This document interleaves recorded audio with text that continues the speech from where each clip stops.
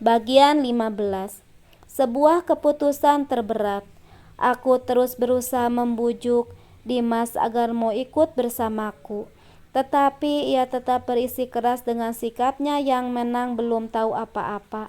Aku tidak mungkin memaksanya, tetapi tinggal bersamaku dengan keadaan begini. Tetapi aku juga tidak mau kehilangan dia. Akhirnya aku harus melakukan sebuah keputusan yang amat berat dalam hidupku. Mungkin orang bilang aku adalah perempuan bodoh dengan punya segalanya.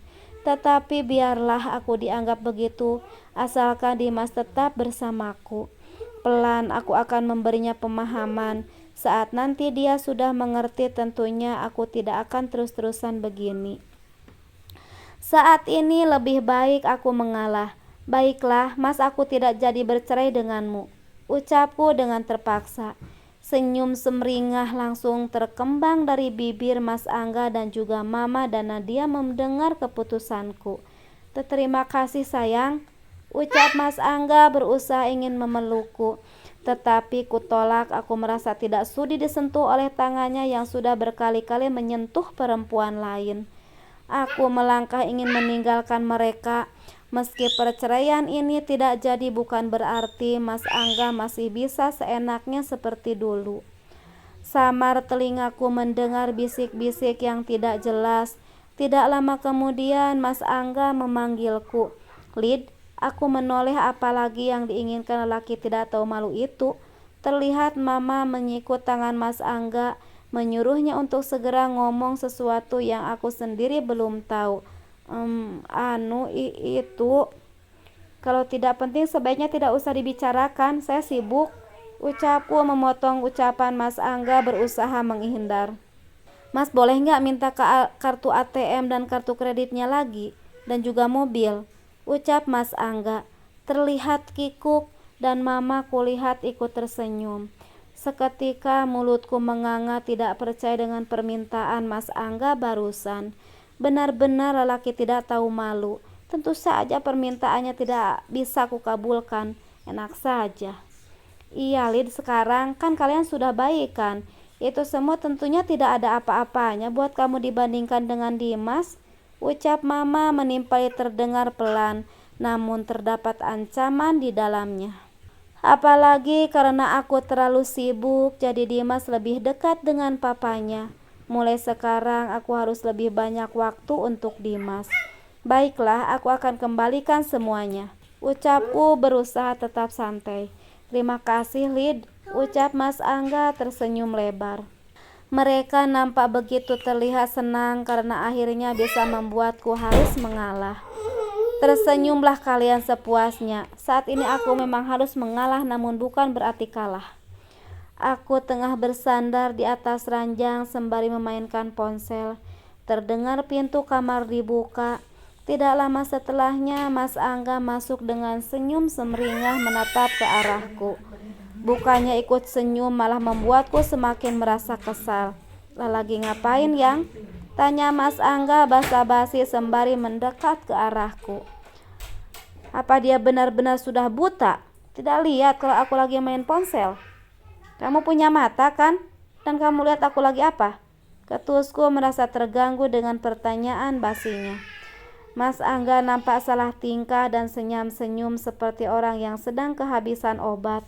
Aku menggeleng.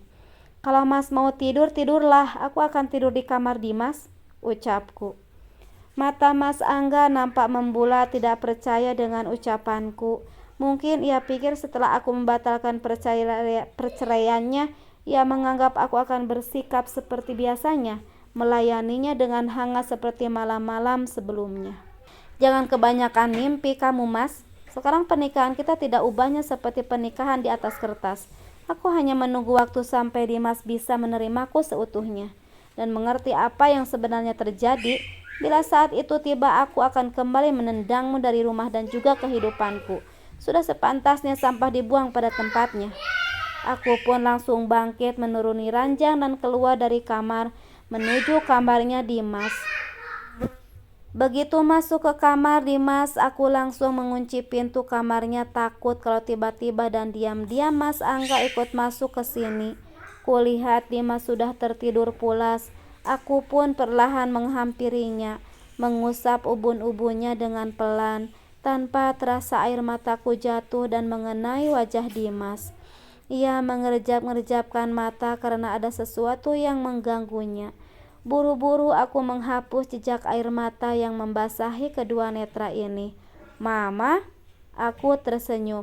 "Mama kok nangis?" tanyanya. Enggak kok, dustaku. Maaf ya, Mama ganggu tidurnya Dimas.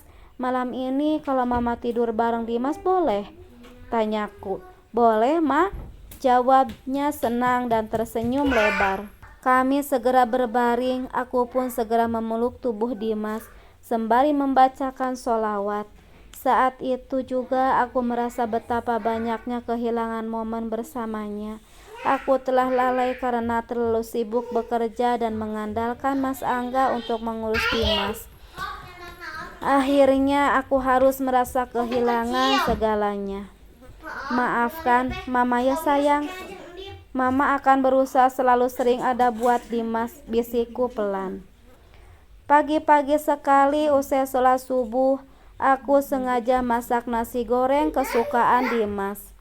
Dimas pasti senang. Usai masak, aku segera bersiap untuk pergi ke kantor. Saat masuk kamar, kulihat Mas Angga masih meringkuk di atas tempat tidur seperti kebiasaannya. Aku terus melangkah menuju kamar mandi. Usai mandi, aku segera berganti pakaian kerja. Setelah merasa sempurna, aku segera mengambil tas dan melangkah menuju pintu. Sekilas aku menatap ke arah Mas Angga yang masih tertidur. Malas rasanya untuk membangunkannya, apalagi jika harus berbicara.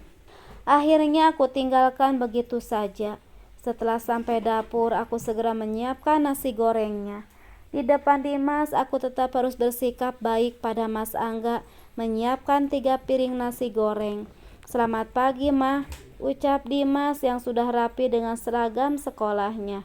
"Pagi sayang, anak Mama udah ganteng," balasku tersenyum lalu menaruh nasi gorengnya ke atas meja. "Wah, asik nasi goreng kesukaan Dimas," teriaknya girang yang membuat senyumku semakin lebar. "Kok makannya hanya berdua, Mah? Papa mana?" tanya Dimas heran. Papanya lagi tidur," jawabku jujur. "Mungkin capek," lanjutku. Dimas nampak manggut-manggut dan terus asik dengan makannya. Saat makannya hampir selesai, Mas Angga pun turun. Terlihat sekali ia kurang perhatian sampai-sampai pakaiannya terlihat tidak rapi.